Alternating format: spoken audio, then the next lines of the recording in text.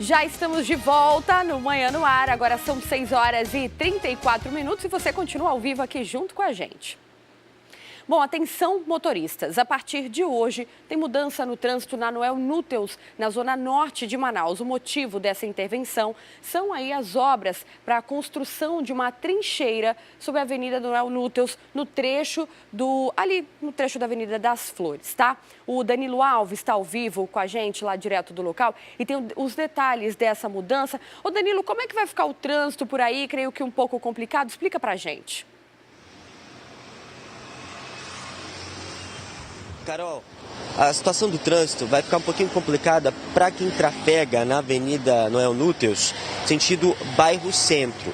Isso porque é aqui que vai ser feita a primeira parte da construção da trincheira, que na verdade vai ser a passagem subterrânea que vai ligar a Avenida das Flores, né? Uma obra que já perdura há muito tempo aqui na nossa cidade. Então, finalmente, o trecho Cidade Nova, Zona Norte, vai ser concluído aqui, que é a etapa 2. Então, para isso acontecer, eles precisam fazer 2 etapas de obra. Primeiro, a parte bairro Centro, que é onde a gente está aqui agora. Olha só o que vai acontecer a partir de hoje. Hoje, os órgãos do trânsito e também da infraestrutura vão começar a fazer a intervenção dessa parte da via e foi construído um desvio.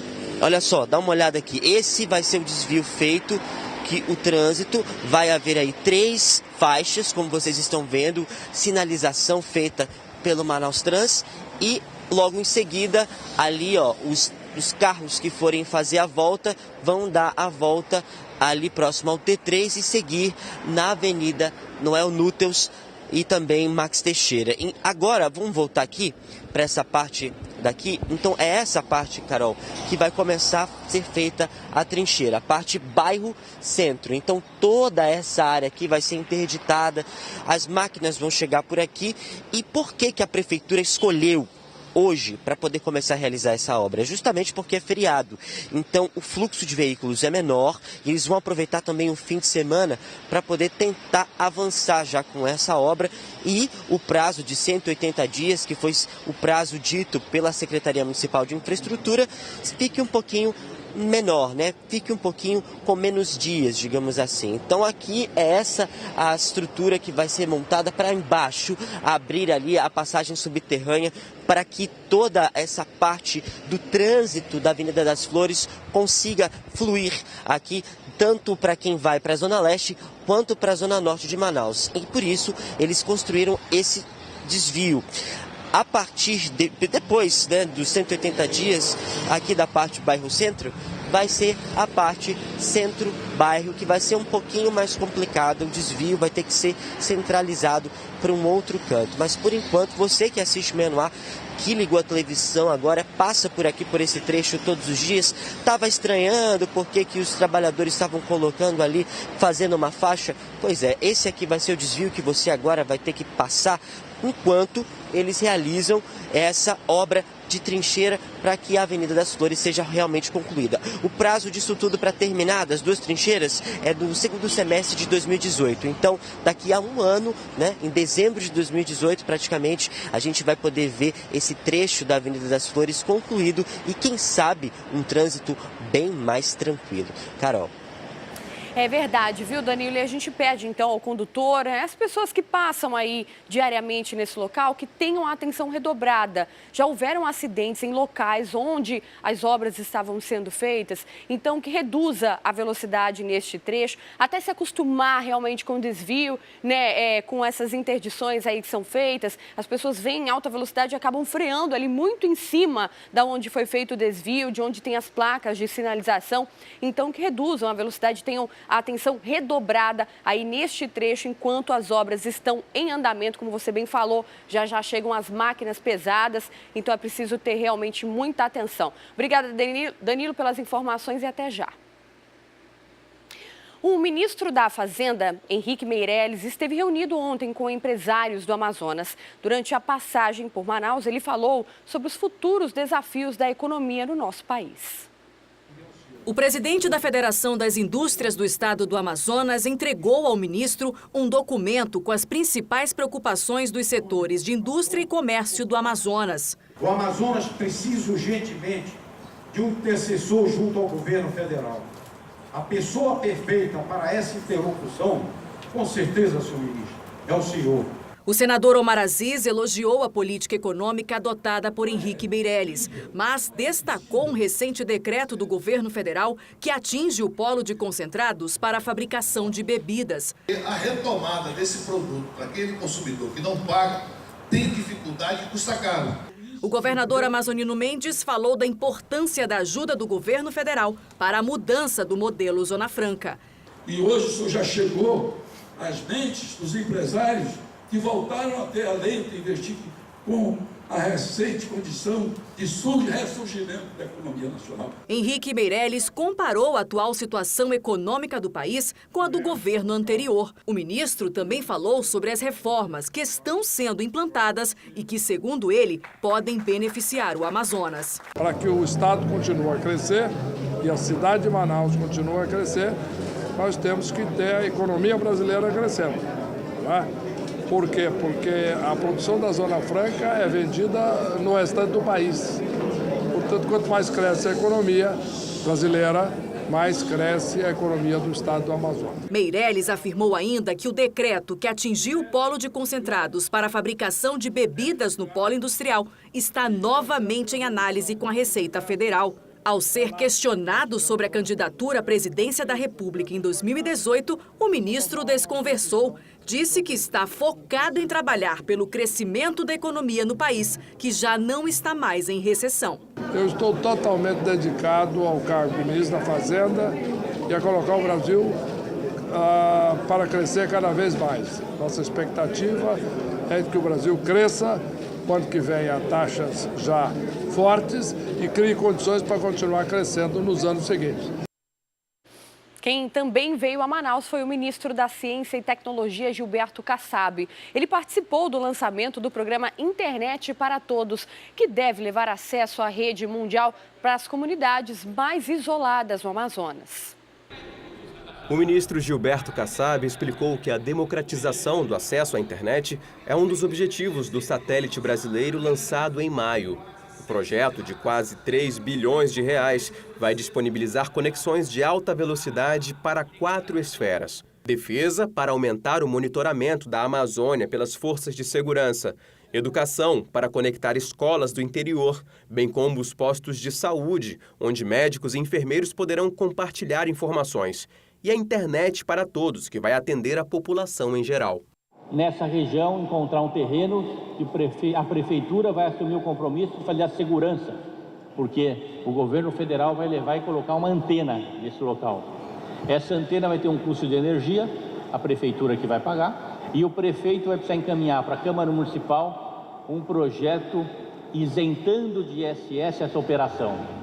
O Internet para Todos é inspirado em projetos semelhantes feitos no México, Estados Unidos e Austrália. O sinal é enviado por satélite a antenas e assim distribuído nas comunidades onde fibra ótica e rádio não conseguem chegar. A previsão é que os primeiros pontos sejam conectados a partir de fevereiro. As empresas de tecnologia, as empresas de telecomunicações, em especial, que possuem um satélite ou uma constelação de satélites, tem um desafio de levar a banda larga para o globo inteiro, tá? Esse é o desafio que a gente se coloca em todos os lugares do Brasil. E o destaque no jornal A Crítica de hoje é: Arthur Neto escondeu 75% do patrimônio. O Ministério Público Federal denunciou o prefeito de Manaus por ter mentido e escondido bens na declaração de patrimônio entregue à Justiça Eleitoral em 2016. Para ler essa e outras reportagens completas, é só baixar o aplicativo A Crítica Digital no seu celular ou tablet. Cadastrando-se, você ganha 1 mês de assinatura grátis. O aplicativo está disponível para os sistemas Android e iOS. E agora nós vamos até os estúdios da Rádio FM O Dia, a 93.1, conversar então com Cleiton Pascarelli e a Nayandra Morim, que já nos esperam por lá. Bom dia, gente, feriado, nós estamos aqui trabalhando, bom dia para vocês. Bom dia. Bom dia, Carol, tudo bem? Tudo ótimo. Que bom. Olha, nós falamos ainda há pouco, destaque do jornal A Crítica de hoje, a questão aí do prefeito Arthur Neto, que acabou declarando menos do que tinha, né, dos bens, e agora foi denunciado, é isso? É isso mesmo, Carol. O Ministério Público Federal denunciou o prefeito Arthur Neto à Justiça Eleitoral por conta dessa declaração de bens. Como você já antecipou, o prefeito Arthur Neto declarou um valor, deixou de declarar 2 apartamentos ali na Ponta Negra, ali em frente à praia da Ponta Negra. E os 2 apartamentos somam pelo menos, aí são avaliados em pelo menos R$1 milhão, R$1.600.000. Então, essa representação já foi apresentada ao TRE, o Tribunal Regional Eleitoral, pelo procurador eleitoral Vitor Richelli, né? E esse processo, vale lembrar, que ele foi motivado após uma denúncia publicada, após uma reportagem exclusiva publicada pelo jornal A Crítica, que mostrou aí essa declaração de bens do prefeito Arthur Neto este ano. Para o Ministério Público Federal, essa omissão nessa declaração tinha, de fato, finalidade eleitoreira. Então, olha só, o prefeito Arthur Neto declarou R$160 mil, né? O valor a ser declarado deveria ser, no mínimo, de R$839 mil, o que representa, segundo essa reportagem que hoje é destaque no jornal A Crítica, uma diferença de mais de 500% no patrimônio apontado à Justiça Eleitoral. Então, o patrimônio declarado pelo prefeito representa apenas 19% do apresentado por ele mesmo à Receita Federal, Carol.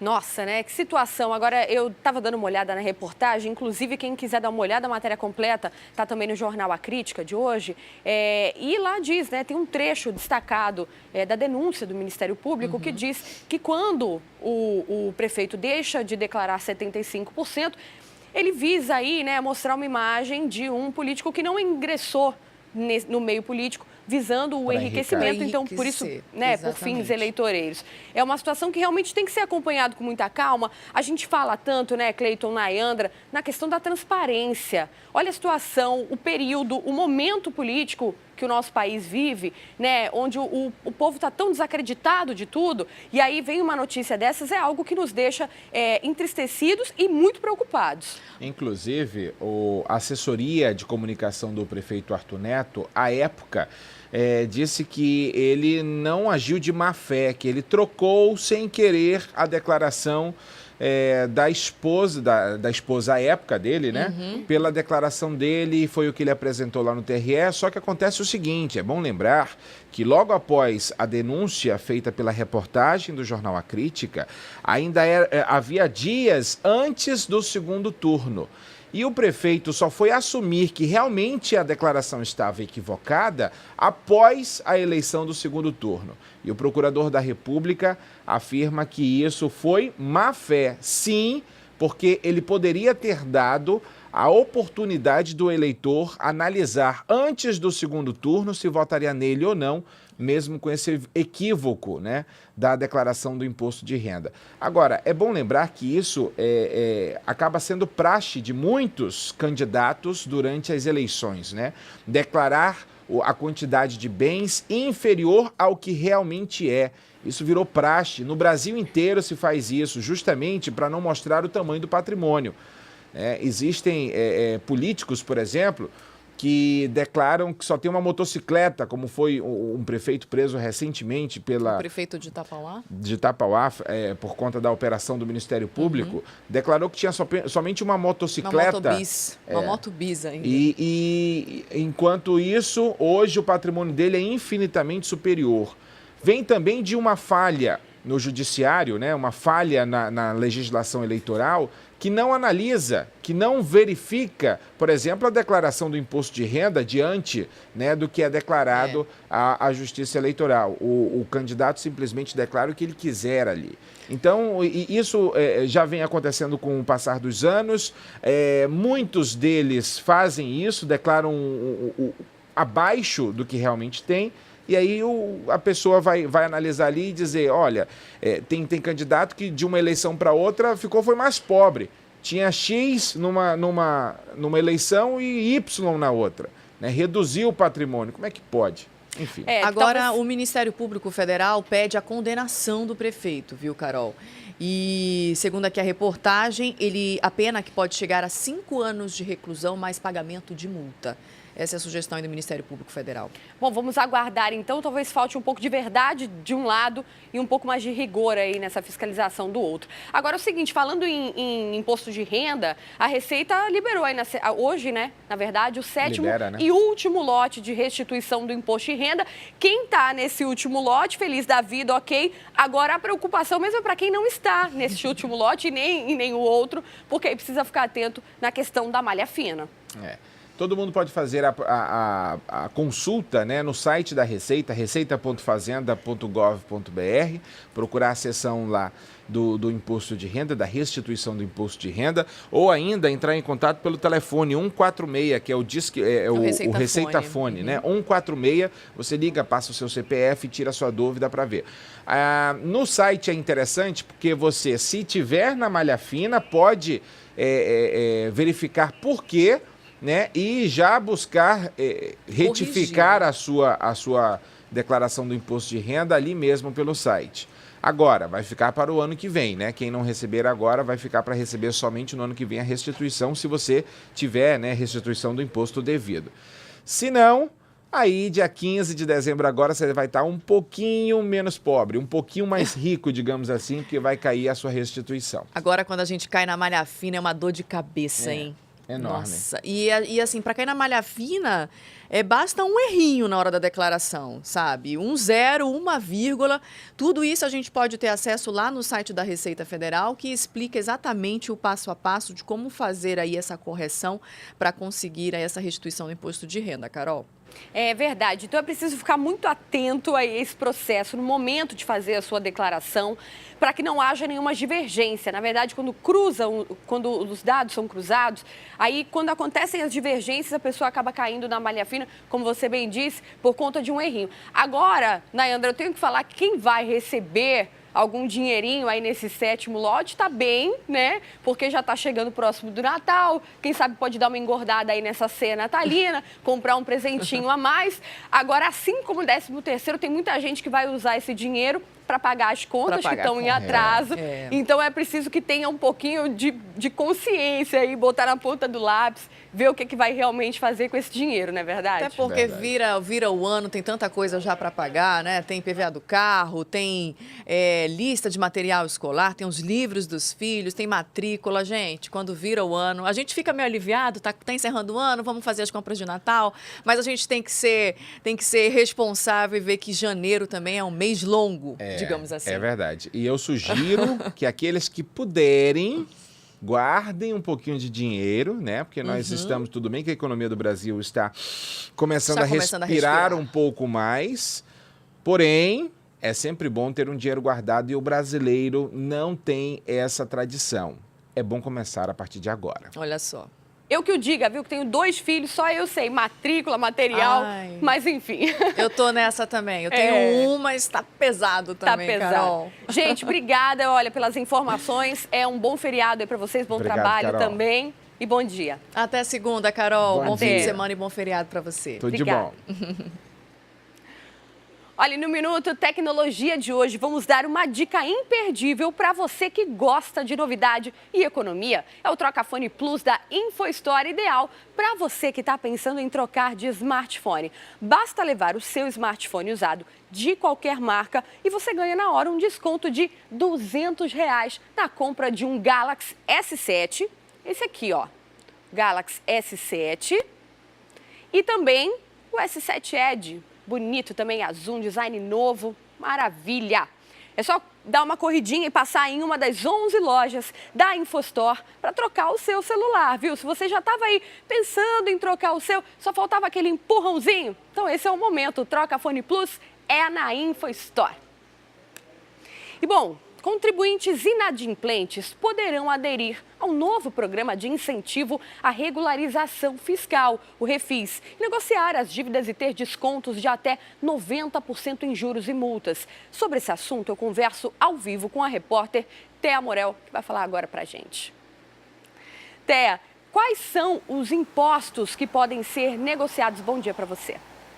Bom dia, Carol. Bom dia a todos. Olha só, a gente tem uma lista bem grande de impostos, mas todos eles são vinculados à administração municipal. Nós estamos falando aí do IPTU, do ISS, do Alvará e de todas as multas que são municipais, tanto aquelas multas de trânsito como também multas que foram dadas por órgãos de fiscalização, como por exemplo o Implurb, né? Se você levou aí uma multa porque você estava fazendo uma obra irregular, esse imposto também pode ser negociado dentro dessa renegociação do Refis, que já é tipo a segunda do ano, é a última do ano, né? Mas a Prefeitura de Manaus, ela já fez essa negociação também em um outro momento e conseguiu arrecadar pelo menos 58.600.000 reais. Apesar dessa arrecadação que foi feita quando eles também fizeram descontos em juros e multas, né? Existe aí uma inadimplência muito grande. Só para você ter uma ideia, o IPTU registra uma inadimplência que gira em torno de 2 bilhões de reais e 500 milhões. Imagina só o que dava para fazer se todo mundo realmente pagasse o IPTU. É muito dinheiro que poderia entrar na conta da administração municipal e que poderia servir para muitos serviços aqui na cidade de Manaus. Para você fazer essa renegociação das dívidas, né, é bom e importante você lembrar que existe aí um teto, um máximo, para que você possa conseguir esse parcelamento ou então esse desconto de até 90%. O desconto de 90%, por exemplo, é para aquelas pessoas que têm a intenção de pagar tudo em uma cota única, que é pagar tudo à vista, pode conseguir esse desconto de 90% em juros e multas. Se você for fazer o parcelamento, esse desconto dos juros e das multas cai um pouquinho, né? Ele vai variar entre 70% até 30%, dependendo do número de parcelas. Você pode parcelar entre 2 até 36 parcelas. Também muda um pouquinho a regra, Carol, para quem quiser procurar esse desconto, para quem quiser fazer essa negociação pela internet. Se você for fazer até 6 parcelas, né, ou a cota única, você pode fazer isso tudo eletronicamente, tudo online, através do site da CEMEF, o cemef.manaus.am.gov.br. Mas se você quiser fazer o parcelamento em 6 parcelas, mais de 6 parcelas, aí você vai ter que comparecer, né, até uma sede do PAC, do Serviço de Pronto Atendimento ao Cidadão, ou então no CEMEF da Avenida Japurá, né, no CEMEF Atende, que fica na Avenida Japurá, número 493. Você tem que ir presencialmente até essa unidade da Secretaria Municipal de Economia e Finanças para fazer a renegociação da sua dívida. Se você quiser algum tipo de informação a mais, quiser saber quanto que fica, enquanto que gira aí o juro e a multa, esse desconto que você pode conseguir, tem também o call center da CEMEF, que é o 156. Você pode ligar para esse telefone e conseguir todas as informações para fazer a renegociação dessa dívida. Uma parte boa, já que a gente estava falando ali, vocês estavam falando disso aí na rádio, né? É que se você fizer a renegociação agora, você já começa a se livrar dessa dívida, né? Uma dívida que pode ou não estar inscrita na dívida ativa já do município. A dívida ativa é quando você deixou de pagar e já foi para a justiça própria, uma vara própria, que significa a dívida ativa, e isso vai ser cobrado pela justiça. Mesmo que essa multa, mesmo que esse imposto esteja na dívida ativa, você pode fazer essa renegociação e, começando a pagar, você já começa 2018 sem qualquer débito aí com o município e também ajudando a cidade, né, a ter mais dinheiro e a poder fazer mais investimentos para a população. E começar o ano sem dívidas é a melhor coisa, né, Thea? Obrigada pelas informações e até já. E depois do intervalo, a gente traz uma entrevista com a ex-senadora Heloísa Helena. Tem aí das informações sobre a celebração do Dia da Padroeira do Amazonas e o roteiro do dia. A gente volta daqui a pouquinho, é só um instante.